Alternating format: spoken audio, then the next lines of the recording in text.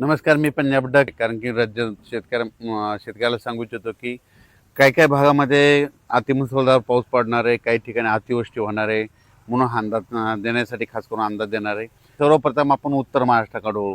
कारण की उत्तर महाराष्ट्राकडे इकडं त्र्यंबकेश्वर, दिंडोरी, वणीची देवी, त्यानंतर सुरत, त्याच्यानंतर मुंबई, नाशिक, त्याच्यानंतर मालेगाव, जळगाव, नंदुरबार, धुळे, जळगाव, चाळीसगाव ह्या पट्ट्यामध्ये काय होणार, 26च्या दरम्यान काही काही ठिकाणी मुसळधार पाऊस पडणार आहे.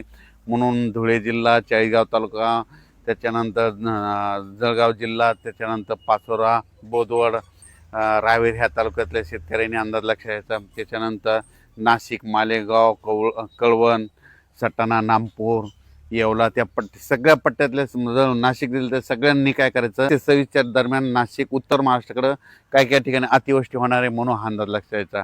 अतिवृष्टी झाल्यामुळे वडी नाल्यांना, नद्यांना पूर देखील येणार आहे म्हणून हे देखील लक्षात यायचं. म्हणजे त्याच्यानंतर मुंबईला देखील अतिमुसळधार पाऊस पडणार आहे. त्याच्यानंतर इगतपुरीकडे देखील चांगला राहणार आहे. संगमनेर, अकोले, ओझर, गणपती त्या परिसरात देखील जोराचा पाऊस पडणार आहे. जुन्नर, सिन्नर तिकडे चांगला पाऊस पडणार आहे. त्याच्यानंतर कोकणपट्टी, घाटमाता, म्हणजे रत्नागिरीपासून इतर पालघरपर्यंत ते घाटमाथ्यावरला पाऊस जोरात मुसळधार चालूच राहणार आहे 26 तारखेपर्यंत म्हणून हे अंदाज लक्षात यायचा.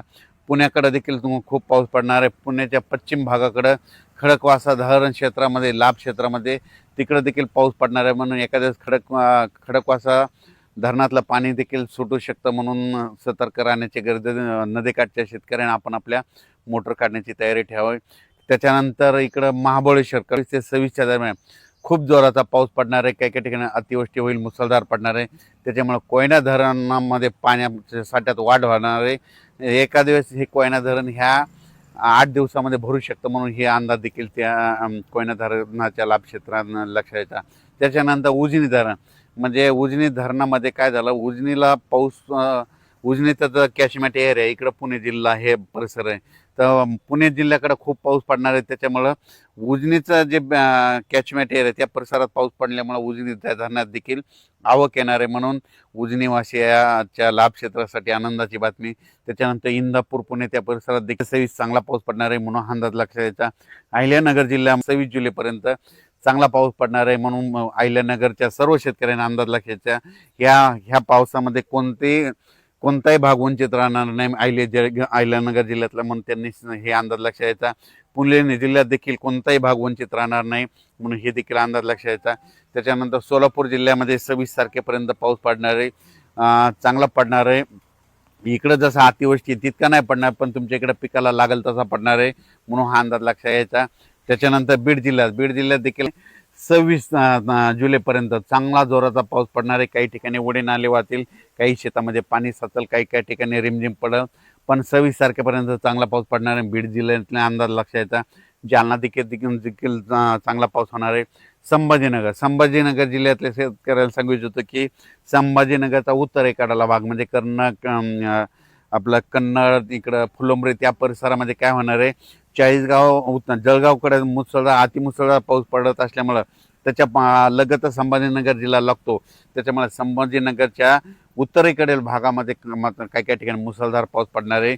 छोटे छोटे जे तळे असतील त्याच्यात देखील पाणी येणार आहे म्हणून हा अंदाज त्या संभाजीनगरच्या सर्व जिल्ह्यातल्या शेतकऱ्यांना लक्षात यायचा. पैठण, इकडं कोपरगाव, राहता, शिर्डी ह्या परिसरात बी चांगला पाऊस पडणार आहे म्हणजे त्यांच्यासाठी आनंदाची बातमी. त्याच्यानंतर आपण परत परभणी जिल्ह्याकडे वळू. परभणी जिल्ह्यामध्ये 26 तारखेपर्यंत चांगला जोराचा पाऊस पडणार आहे. रिमझिम राहणार आहे, काही भागात जोरात पडणार आहे म्हणून हा अंदाज लक्षात यायचा. जिथं चांगलं ऊन पडेल तिथं जोराचा पाऊस पडेल म्हणून हा अंदाज लक्षात यायचा. 26 तारखेपर्यंत परभणी जिल्ह्यात देखील चांगला पाऊस आहे. लातूर जिल्ह्यात देखील ह्या 6 दिवसात चांगला पाऊस पडणार आहे म्हणून त्यांच्यासाठी आनंदाची बातमी. त्याच्यानंतर नांदेड जिल्ह्यामध्ये देखील पाऊस पडणार आहे.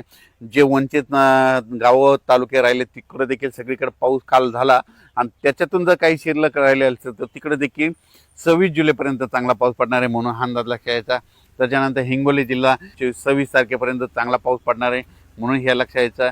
त्याच्यानंतर इकडं आपण सगळ्यात महत्त्वाचं नागपूर जिल्हा, भंडारा, गोंदिया त्या परिसरामध्ये मात्र अतिमुसळधार पाऊस पडणार आहे म्हणून हे लक्षात यायचं.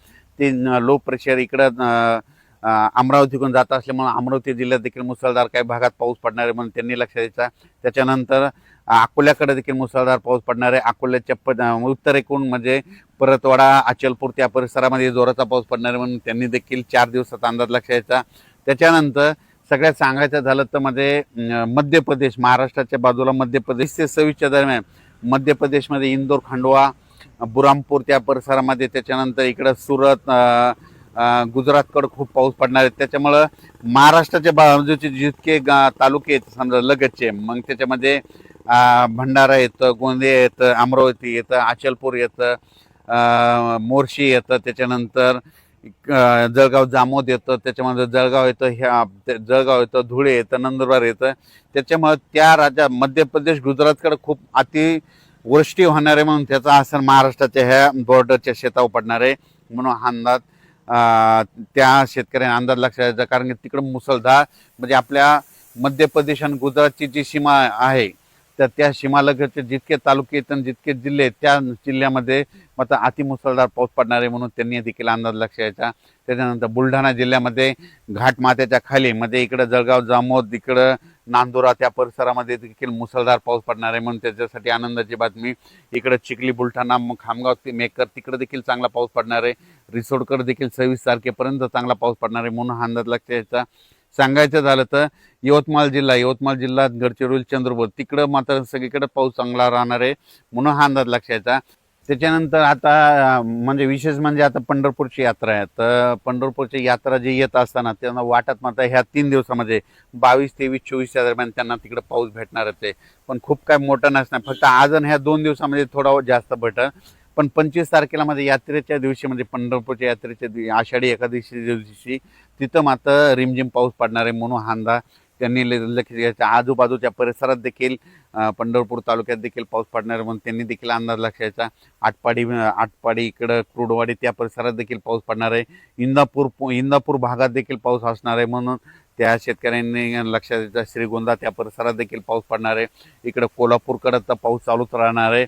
त्याच्यानंतर इकडं सांगलीकडं देखील म्हणजे सध्या हे रिमझिम काही ठिकाणी जोराचा पाऊस असा पडतच राहणार आहे म्हणून सांगली जिल्ह्यासाठी आनंदाची जत त्या परिसरात देखील पाऊस असणार आहे म्हणून हा अंदाज लक्षात यायचा.